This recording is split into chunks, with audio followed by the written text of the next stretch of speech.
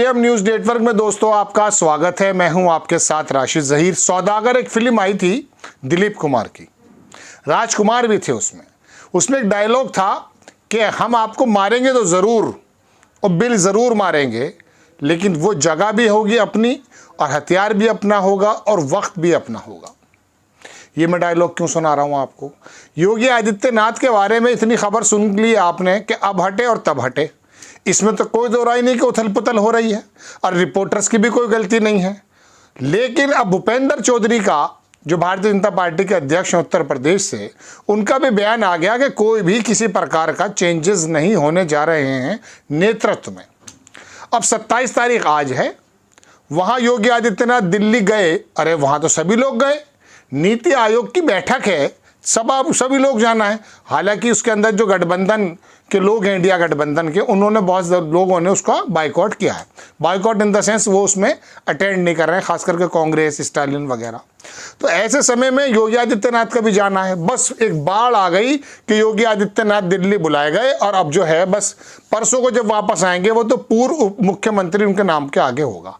अरे अभी ऐसा नहीं होगा, हम आपको पहले बता चुके हैं, लेकिन आप थोड़ा सा ये जानने की कोशिश ज़रूर करें। फिर ये केशव प्रसाद मौर्य, फिर ये संजय निषाद और ये तमाम लोग इकट्ठे होकर के आखिरकार किसके इशारे पर उथल पुथल कर रहे हैं। इलाहाबाद के अंदर समीक्षा मीटिंग होती है, केशव प्रसाद मौर्य नहीं जाते। मुरादाबाद में होती है, भूपेंद्र चौधरी नहीं जाते। लखनऊ में होती है, ब्रजेश पाठक नहीं जाते। आखिरकार योगी आदित्यनाथ की बैठकों में ये लोग शामिल क्यों नहीं हो रहे? तो यहाँ से सवाल बनता है। और रिपोर्टर्स की और जो पत्रकार दूसरे इंटेलेक्चुअल्स हैं, उनकी भी कोई गलती नहीं है। वो इस बात में सोचने लगते हैं, चूंकि भारतीय जनता पार्टी ऐसा तो है नहीं कि अंदर की कलई को आपके सामने खोल कर रख देगी। तो पहले तो ये समझ लीजिए कि 27 जुलाई में नीति आयोग की बैठक है, उसमें योगी आदित्यनाथ आए हैं, लेकिन अभी वो हटाए नहीं जाएंगे। लेकिन मैंने कहा आपसे, वो डायलॉग बोल करके हटाए तो ज़रूर जाएंगे, चूँकि ये जो धुआं है ना, ये बिना आग के नहीं हो सकता। ये उस राख के अंदर छुपी हुई चिंगारियां हैं जिसमें से यदा कदा धुआं निकल रहा है। मैंने आपको ये तमाम चीज़ें बताई हैं। तो फिर ऐसे कौन सी परिस्थितियां आएंगी कि जब योगी आदित्यनाथ को हटाया जाएगा और क्यों? सवाल खड़ा होता है ये। अब भारतीय जनता पार्टी तो कोई नेता तो बता नहीं सकता, चूंकि जाहिर सी बात है, भले ही भारतीय जनता पार्टी कमज़ोर हो गई हो, लेकिन किसी नेता के अंदर इतनी हिम्मत नहीं है कि वो आकर के बोल दे। केशव प्रसाद मौर्य ने जो कहा कि सरकार से बड़ा संगठन होता है, याद रखिएगा इसके पीछे भी गुजराती लॉबी हो सकती है, लोगों का कहना है। अब गुजराती लॉबी को हटाना तो है, लेकिन ये मजबूत आदमी है। ये रमन सिंह या वसुंधरा राजे या शिवराज चौहान जैसा व्यक्ति नहीं है। और ये ऐसा भी नहीं है कि आप जो हैं लिंगायत का नेता सबसे बड़ा येदियुरप्पा टाइप हो, उनको भी हटा दिया जाए। इसका नाम है योगी आदित्यनाथ। और ये एक ऐसी राजनीति करते हैं कि इनको हटाना इतनी जल्दी आसान नहीं। लेकिन मैंने कहा ना, हटना तो तय है। किस लिए हटना तय है? चूँकि ये बंदा बरबस ही प्रधानमंत्री के लेवल पे आ जाता है। अभी मैं एक टीचर हैं दिल्ली में, दृष्टि फाउंडेशन वाले, कि डॉक्टर कीर्ति नाम है शायद, बड़ा शानदार काबिल व्यक्ति है वो, मैं उसको सुनता बहुत हूँ, आप भी सुना कीजिए। वो बच्चों को पढ़ाते हैं। उन्होंने कहा कि राहुल गांधी और योगी आदित्यनाथ, मैं कहीं पढ़ रहा था, इन दोनों में मुझे कोई नेतृत्व करने की क्षमता, ये मैं अपने शब्दों में कह रहा हूँ। प्रधानमंत्री आप उनको गृह मंत्री महसूस कर सकते हैं या देख सकते हैं भविष्य में। तो ऐसे समय में गुजराती लॉबी का एक आदमी बहुत मजबूत है, वो उसके जो सपने हैं वो बिखरते हुए नजर आते हैं। इसी वजह से योगी आदित्यनाथ को हटाने की बार बार बात चलती है। ऐसे समय में मैं आपको आज पूरी बात बता देता हूं कि उनके खिलाफ चल क्या रहा है। देखिए, अनुप्रिया पटेल हों, केशव प्रसाद मौर्य हों, संजय निषाद हों, राजभर हों, बाकी तमाम लोग हों, ये सब लोग कौन हैं? ये लोग हैं ज़्यादातर ओबीसी से, अति पिछड़ा, इसी कम्युनिटी से ताल्लुक़ रखने वाले।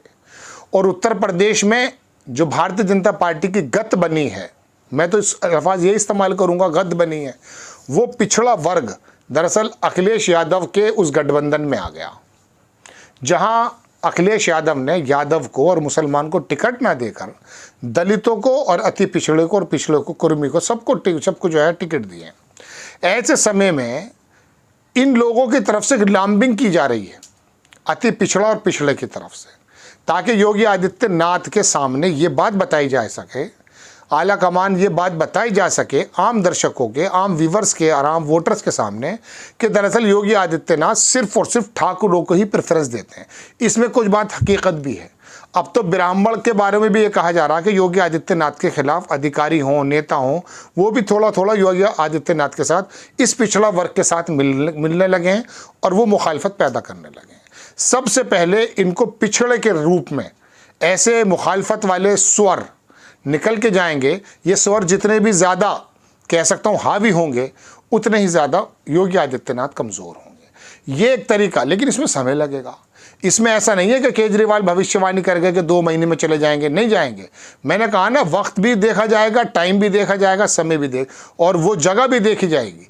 अब ये 10 सीटों के जो चुनाव आ रहे हैं, इसके अंदर अगर भारतीय जनता पार्टी बुरी तरह से हार जाती है तो वो जो पिछड़े वर्ग का पीछे जो राजनीति खेली जा रही है, तब जाकर के आला कमान का ये दावा मजबूत होगा कि हमें नेतृत्व चेंज करना चाहिए, तब जाकर ये चेंज होंगे। अभी बिना वजह कैसे चेंज कर दें? क्योंकि लोकसभा के अंदर जो हार है वो तो योगी आदित्यनाथ के चेहरे पे थोड़ी ना लड़ा जा रहा था इलेक्शन, वो तो मोदी जी के नाम पर लड़ा जा रहा था। तो ऐसे समय में दोस्तों ये जो तमाम कयास लगाए जाते हैं, ये कयास तो देखिए लगते हैं, लगने चाहिए, चूँकि एक के बाद दीगरे, एक के बाद एक नेता भारतीय जनता पार्टी का आकर के कोई ना कोई शगुफा छोड़े जा रहा है। या तो मीटिंग में नहीं जा रहा है या फिर मुंह से बोल देता है, वो लेटर लिख दिया गया है। बताइए, इतना ज़्यादा ठंडा होने के बाद अभी जो कौतूहल था, उसके बाद केशव प्रसाद मौर्य ने लेटर लिख दिया, जरा आरक्षण का बताइए तो सही, कितने कितने लोगों को कौन कौन से विभाग दे रखे हैं, क्या क्या नौकरियों का मामला है। तो ये केशव प्रसाद मौर्य का इतना बड़ा कद नहीं है कि वो अपनी मर्जी से ये मांग लेंगे। जाहिर सी बात है कि उनके पीछे कोई ना कोई ताकत ज़रूर है जो इस तरह की लाम्बिंग कर रही है। तो दोस्तों, मैं आपको बताना चाहता हूँ, योगी आदित्यनाथ को हटाना अभी बैकफायर कर जाएगा, चूँकि वो मोदी जी के बाद, और मैं कहूँगा कभी कभी मोदी जी से भी आगे, वो आदमी एक्सेप्टेबल नेता है, खास करके हिंदुत्व जमात में। तो दोस्तों, बात यह है कि ये जो 27 जुलाई में बुलाया गया, अब हंगामा कट जाता है। मुझे लगा आपके सामने एक स्पष्ट और कुछ एविडेंस के साथ तस्वीर रखने की ज़रूरत है। योगी आदित्यनाथ कोई ऐसे हलवा नहीं है कि उनको एकदम हटा दिया जाएगा। ये रमन सिंह, वसुंधरा राजे, शिवराज चौहान नहीं है, ये योगी आदित्यनाथ हैं। ये आरएसएस से नहीं, इन्होंने अपना कद खुद बनाया है। ये मठ से आते हैं और हिंदुत्व का प्रतिनिधित्व करते हैं। मैंने कहा ना, तो इसलिए एक समा बांधा जाता है। अभी इलेक्शन ख़त्म हुए, जुम्मा 8 दिन हुए हैं, लेकिन ये बातें निकल कर आती। दिल्ली चले गए, वो गए हैं बैठक में, उनके साहब अब वापस आएंगे तो पूर्व मुख्यमंत्री हो जाएंगे। इतना बड़ा कदम मोदी जी उठाएंगे तो सही, लेकिन समय लगेगा। अमित शाह उठाएंगे तो सही, लेकिन थोड़ा समय लगेगा। आखिर तुम्हें आना है, ज़रा देर लगेगी। ठीक, आपको खबर कैसी लगी अपनी राय कमेंट्स बॉक्स में ज़रूर दीजिए। चैनल को सब्सक्राइब कीजिए, शेयर कीजिए। नेक्स्ट टाइम मैं किसी खबर के साथ हाजिर हो जाता हूँ। जय हिंद।